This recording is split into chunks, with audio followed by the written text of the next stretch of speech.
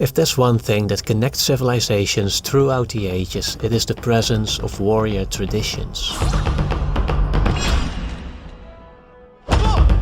Indeed, the history of our species is filled with stories about ancient warriors, gladiators, Vikings, knights, samurai, gunslingers, martial artists, soldiers, and a wide variety of fictional warriors.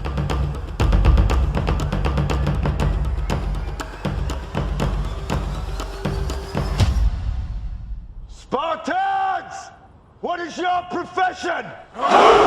According to Robert Moore and Douglas Gillette, these warriors are all expressions of a deeper archetype, an instinctual energy form and a basic building block of our psychology. The archetypal warrior is one of 4 archetypes distinguished by them in their book King, Warrior, Magician, Lover, 2 of which I have already discussed in earlier videos. Historically, the warrior has been primarily associated with men and masculinity, and is probably the most controversial of the archetypes, as many people, especially women, have suffered under its shadow form, the bipolar, dysfunctional form of the archetype.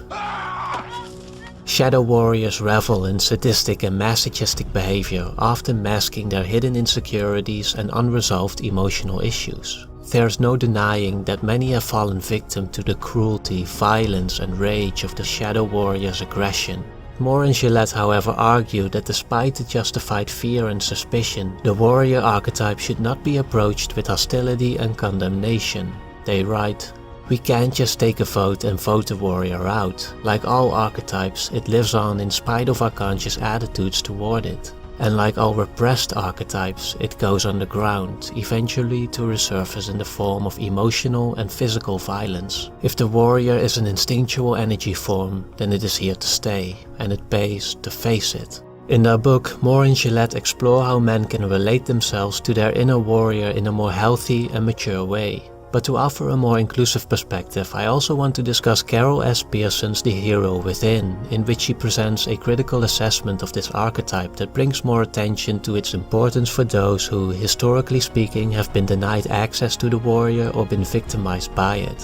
She emphasizes that despite the warrior often being portrayed as a man, the archetype has much value in teaching everyone to claim their power and assert their identities in the world. So today, let's take a look at the archetype of the warrior and how it can help empower us all.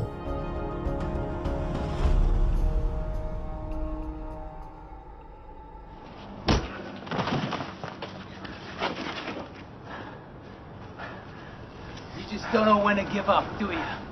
Been like this all day. At its core, the warrior is a stance toward life that rouses, energizes and motivates, that pushes us to take the offensive and face the challenges that life puts in front of us. It first and foremost asserts our right to be alive and fuels our willingness and ability to defend ourselves and fight for our survival. If I can take it, I can make it. Left it!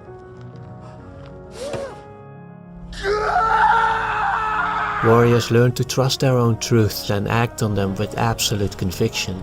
To do this, it is necessary for them to take responsibility for their own lives. They do not see themselves as victims or as outsiders. To identify as a warrior is to say, I am responsible for what happens here, and I must do what I can to make this a better world for myself and for others. What does that say? What man is a man who does not make the world better? This also implies claiming authority. Warriors change their worlds by asserting their will upon them. In most stories this is done by way of physical violence, but the archetypal warrior can also be found in those who transform their world in non-violent ways. These are the stories of journalists, politicians, activists and scientists who, each in their own way, asserted themselves and affected the world around them. The important question here is how to know what aggressiveness is appropriate under the circumstances. They do so, as Moore and Gillette describe it, through clarity of thinking. The warrior is always alert, he is always awake, he is never sleeping through life. He knows how to focus his mind and his body. These qualities require continuous awareness and attention, and so to develop and maintain them, the warrior trains. Ninja understands that invisibility is a matter of patience and agility. Jedi's strength flows from the Force. But it ain't about how hard you hit. It's about how hard you can get hit and keep moving forward. How much you can take and keep moving forward. You're stronger than this, Diana. Again. Through training, warriors improve their power, skills, intellect and self-discipline. They become stronger in both the psychological and physical aspects of their being. It also helps them discover their limits and become more humble and realistic about their capabilities. Because most importantly, through training, warriors learn to know themselves and what they are fighting for.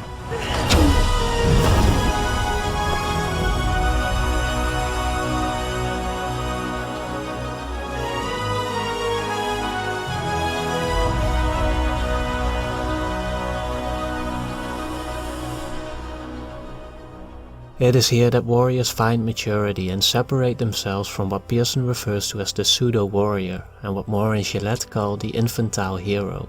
Unlike the hero's actions, the warrior's actions are never overdone, never dramatic for the sake of drama. The warrior never acts to reassure himself that he is as potent as he hopes he is. In Troy, we meet Achilles as a warrior who has not quite realized the archetype in its fullest potential. He is well trained and confident in his abilities, but mainly fights to confirm his own legend. Is there no one else? Is there no one else?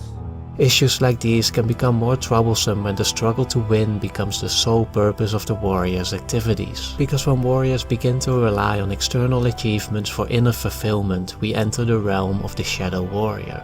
As Moore and Gillette put it, the man who becomes obsessed with succeeding has already failed. A more mature warrior can be found in Seven Samurai, where a samurai warrior resolves a hostage situation by cutting off his hair and pretending to be a monk.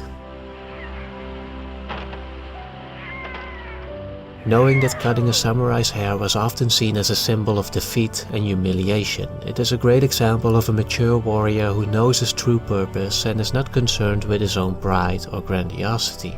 The main difference here is that mature warriors always fight for something more than themselves. They have a transpersonal commitment to a cause, a god, a people, a nation, or a task. What could a king ask of a man like me? A better world than has ever been seen. When Balian is knighted in Kingdom of Heaven, he commits his life to the people of Jerusalem. The Seven Samurai fight to protect innocent villagers. The Fellowship of the Ring sets out to save Middle-earth. Captain Miller and his soldiers are on a mission to bring home Private Ryan. And Wonder Woman stands up for all of humanity. One thing these warriors have in common is that they recognize their own mortality and the fragility of life in general. But instead of feeling depressed by it, this awareness is what fuels their actions. For these warriors, there's no time for hesitation. Every act counts. Each deed is done as if it were the last.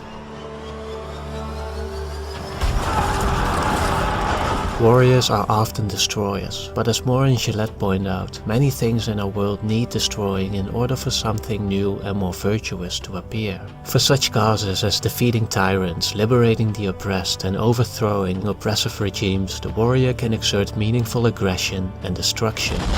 Nazi ain't got no command, and they need to be destroyed.